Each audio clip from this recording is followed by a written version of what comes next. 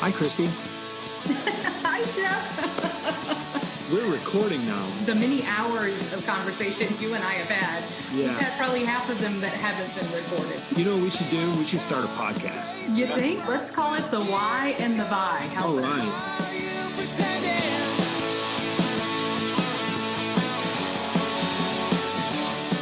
Welcome back, everybody, to this episode of the Why and the Buy podcast. I, as always, am Jeff Bajorek, and I'm here with the lovely and ever valuable Christie Walters. How are you, Christie? I'm doing great, Jeff, and I love that. I wish everyone would introduce me as lovely and ever valuable.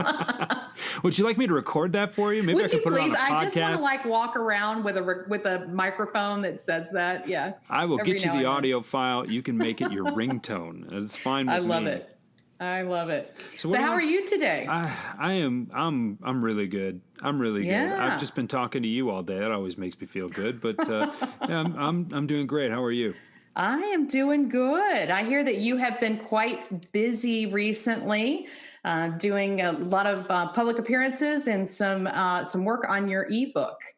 I've been doing a little bit of work. I've been known to do that. A little bit. It just seems like the last couple episodes we've been talking about how hard I'm working. I don't know if that's self-aggrandizing or what, but yeah, I've got an ebook out. It's called Rethink the Way You Sell. It's a guide to owning your sales process. I put my heart and soul in it, and I feel like it's the beginning of something on a larger scale for me. But I really try to approach each step of the sales process from a thoughtful place. And I think that's what's missing in sales. Today, everybody's trying to be so efficient that they back into their own effectiveness. And I just think that's the wrong way to approach it. And you brought this up recently on an episode of this very podcast, that in order to sell effectively, you need to create tension. But tension itself implies a connection. And if you don't have that connection, you're not going to make a sale. And I just love the way that those two concepts work together. And I think you might be onto something, Christie. So yeah, I think I might need to trademark that one. Please do. And again, send me an invoice because I'm going to use it. That's awesome. Well, I am very interested because I have had a sneak peek at your ebook. And I love it. I love your writing. You are very authentic in everything you approach. And I don't know if it'll be available by the time this particular podcast launches, but definitely if you're listening to this, keep an ear and an eye out for Jeff's book to hit the streets, because it is a must read for all salespeople. And I really like some of the things that you talked about with regard to prospecting. And we've covered that a ton on this podcast. We've talked prospecting in terms of networking. We've talked with people who have written books about prospecting.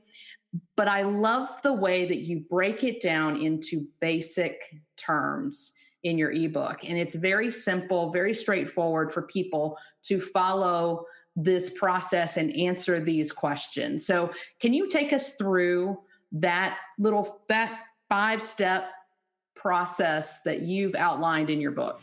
I can, and thank you for saying so many nice things about me. I will float away from this interview today and just go about the rest of my day from cloud 9. But I think prospecting basically breaks down into 5 major categories. And in the book, and more specifically in some of the bonus materials that come along with the book, I give people a 15-step or the 15 keys to effective prospecting. And I think they break down into these 5 major categories.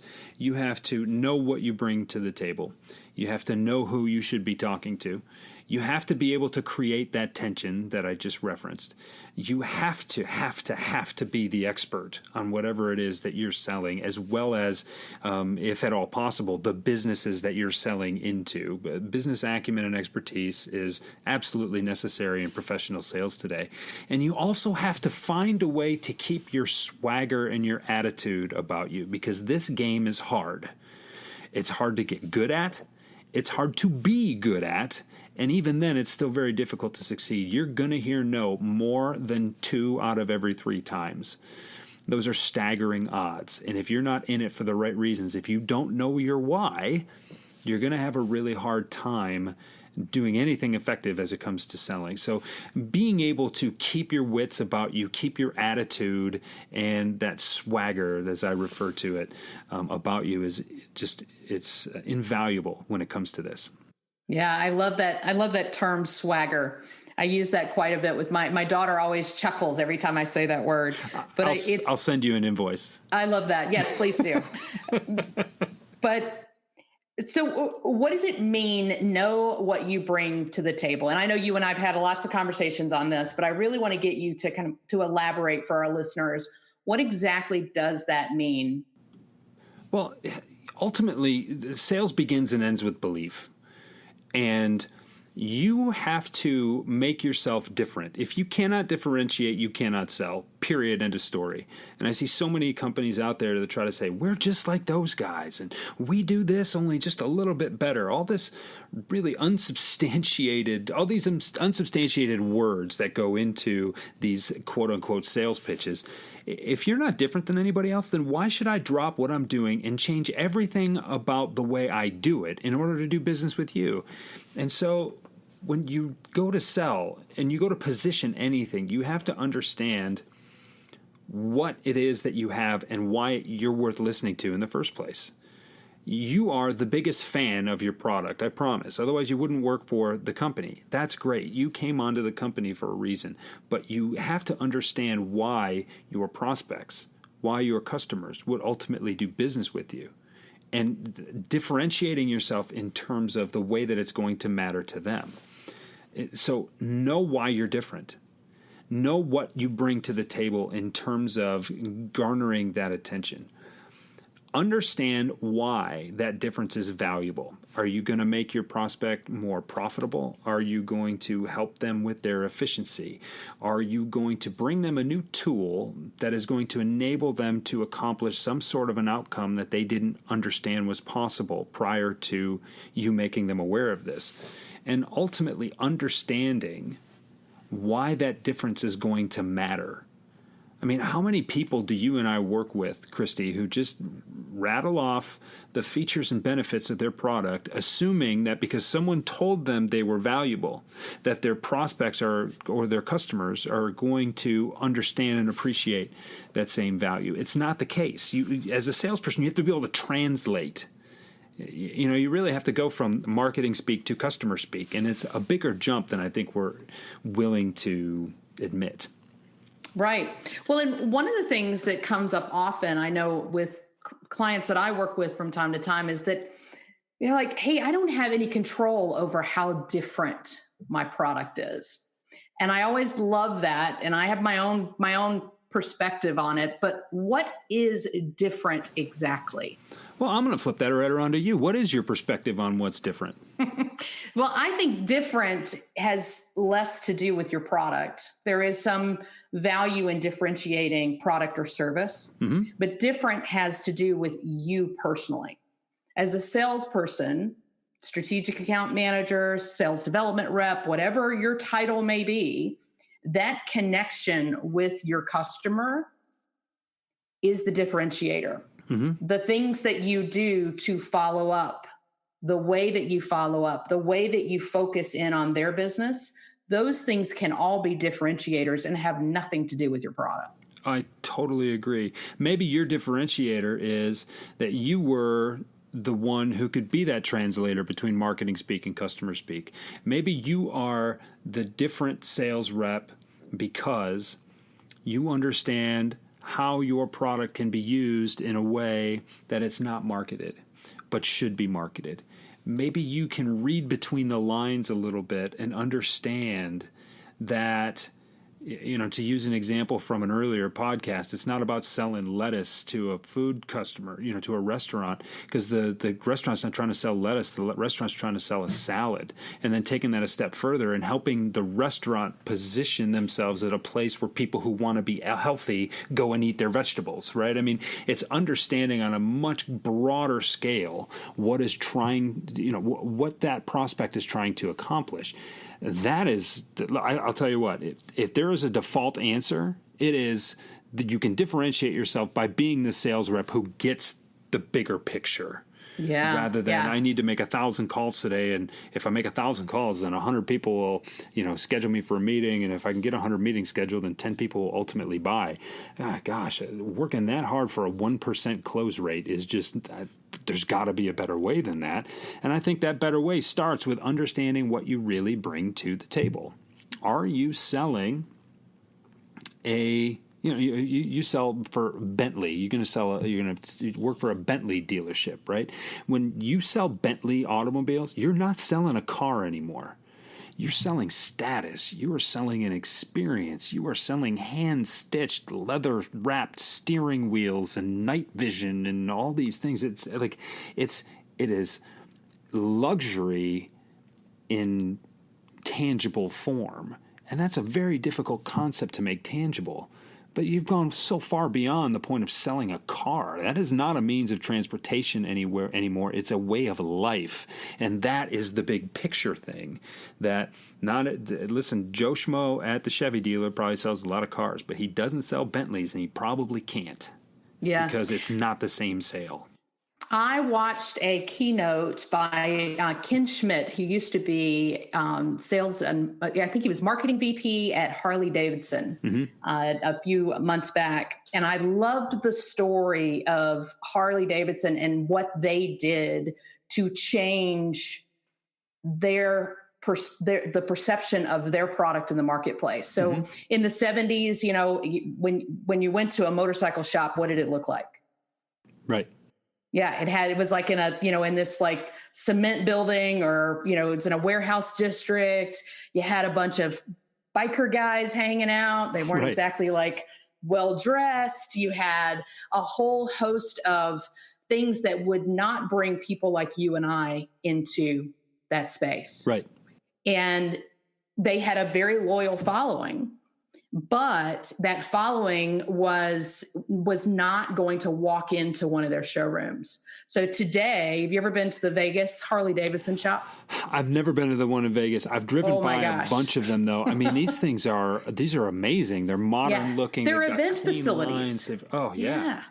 And they've got clothing. I mean, this is a hot commodity for the outside in the Atlanta area. We call it OTP, outside the perimeter, right? So the suburbanites of the world with 2.5 kids and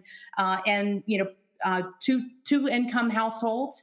Those are the people who are buying Harleys these days. It's the accountants and the lawyers, and it's not the Sons of Anarchy bike gangs as much, although I'm sure they are. But it really is the kind of middle income, high income class environment, and they had to really change the whole lifestyle view of that product to cultivate that audience. It's really interesting, and Seth Godin brings up Harley Davidson on a regular basis as an example of culture. They don't sell motorcycles; they sell culture. They do. They sell an outsider perspective, right? And so now it's funny. They're outside the perimeter in Atlanta. They've got 2.5 kids. We're the wild hogs, right? But they've got that stuff. You know what that means? It means they have the disposable income to be able to afford a higher end product, to be a member of that community. And that community represents the rebel side that they wish they could tap into when in reality they're in their corporate jobs wearing a suit and tie and being civilized. Oh, I just can't wait for the weekend because I'm going to, we got a Harley, we got a road trip. The hogs are going out together, right? The Harley ownership group, right? That's where all that comes from. And it's that it's a sense of community. It really is fascinating to see how quickly that group has completely changed the face of the company. Yeah. And so now they're a premium product. And I don't ride a motorcycle, so they may well have always been a high quality product. It's not a commentary on their engineering or anything like that. But what they've done, they've created some exclusivity around their culture, and people want to tap into that. People want to be a part of that, and it doesn't have anything to do with riding on two wheels. It's got everything to do with fighting helmet laws and the wind in your hair and the girl on your back, and just like everything is, all right, I got everything I need, man. We're going to go as far as we need to. And we're going to stop and we're going to set up camp. And, it's whatever you want it to be. And like, that is the point. That's the differentiator there, right? Yeah. You go to a Harley Davidson dealership, they're not selling you a motorcycle. They're not. They're selling you that rebel lifestyle. Yeah, right? Absolutely. That is the differentiator. That's the quintessential one. Yeah, absolutely. No, it's such a great case study. Yeah, I love it. In fact, I tried to get Ken to come on the podcast. He's a little hard to get a hold of, but I'm still working on it. Go figure. But it's so funny. There's not every company is going to be as differentiating as a Harley Davidson, right? And Honda sells plenty of motorcycles. BMW makes a wonderful motorcycle. They sell a lot of those. Those are also very, very high end, but for different reasons. And what's interesting too is despite all that, motorcyclists have they have their own community too. And I've never been on the road behind a motorcycle where there isn't and when a motorcycle comes the other way, where they don't wave to each other, whether or not they can see what they're riding or whatever. There's no rivalries. There's no Ford versus Chevys. I mean, I'm from Detroit, right? So Ford Chevy's like a big deal, but there's none of that pretense. It's okay. You're like me in a way, but even motorcycles versus everybody else, you don't have this inter-brand kind of competition. There's still a mutual level of respect. So even though those differentiators are there, there's still a bigger community too. So it doesn't have to be as stark as Harley Davidson versus the world, right? You can sell your widget against the other widget right across town, and you can still have your way to just find that thing. Are you the small coffee shop that opens across the street from a Starbucks? Do you source your beans from the same place, right? Do you have similar stories to tell? Or is it really just, that's Starbucks, they do great, and they're going to run big promotions, and they've got apps, and they've got all this stuff, but you know what? We just do things a little differently. We don't have our own satellite radio channel, but I roast the beans myself by hand in small batches. You know what? It's not going to be consistent all the time. If you like the nuance of what we're brewing today, come to this place.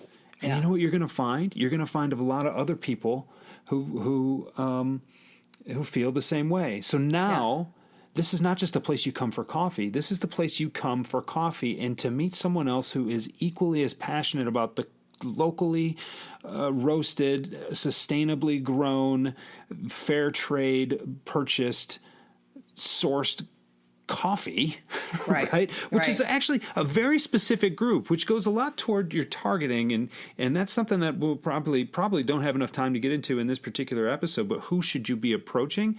I mean, but a small group of people kind of brings those ties together. And now you can be different from everybody else while mattering more to that specific group. And that is what takes a lot of thought. Those concepts are not readily available and on the surface. And because they're not readily available and on the surface, most people don't know them. And so when you can know them, when you can be the one who understands that, now you're different. Now you've got a leg up. This whole thing is cyclical and it spirals in the right way if you want it to. And I think these are 3 questions that are worth answering. They're simple questions with complicated answers. And when I present in front of sales teams and audiences, most people do not have good answers for these questions. And I think this is ultimately where you need to start. You need to know why you're different. You need to know why that difference is valuable. And you need to know why that value matters. And that's wonderful. Think about that. Absolutely. And I think that's a pretty good way to end up this episode. We're going to do this in a series of 5 mini episodes over the next few months. So this is part 1 of 5. Cool. And from Rethink the Way You Sell and know what you bring to the table. I think that's a fabulous way to kick this off, is understand what differentiates you. And it's not always about your product or service. It's almost always something well beyond that. And that is something that most sales pros who've been doing this for a long time and have been successful will tell you, but that's not what they tell you in product training. Oh, of course not. So I think that's just, I think it's something that is worth thinking about. Even if you are an experienced sales pro out there, maybe you're with a new company, maybe you're with an old company and you're looking to keep things fresh. Maybe it's just something you haven't thought about in a while. So I'm going to make you an offer, the listener. Christie and I are both available for brainstorming sessions, for free consultations, whatever it is you want to call it. If you want to get in touch with us, if you want to talk to us, either of us individually or both of us together, we can make that happen. Drop us a line. Shoot us an email at info@thewhyandthebuy.com or thewhyandthebuy@gmail.com. Hit us up on Twitter at @thewhyandthebuy. Christie is at Walters Christie. I am at Jeff Bajorek. We've got a website. We've got a LinkedIn page. We've got all kinds of stuff. Get a hold of us. You know how to do it. We are ubiquitous. It's awesome. Get a hold of us. Let's talk about this because this is going to set you on the right track. That is why we are here. We love to do it. And we'd love to talk more with you about how to do it. I love it. Christie, what is it that we say every week? When you understand your why, your hows and your whats get much better. Every time. We hope to join us next time. Thanks. Still, I hope it's something you can do. Hey, thanks for listening to us on the Why and the Buy podcast. If you like us, tell us. Send us a message at The Why and the Buy on Twitter, or leave us a 5-star review on iTunes or wherever you got this podcast. We'd love to hear from you. Talk to you next week.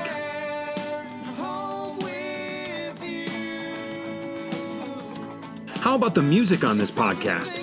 We call them our house band. They call themselves Haskins, and they're based out of Plymouth, Michigan. If you want to hear more from them, go to haskinsmusic.com and check them out.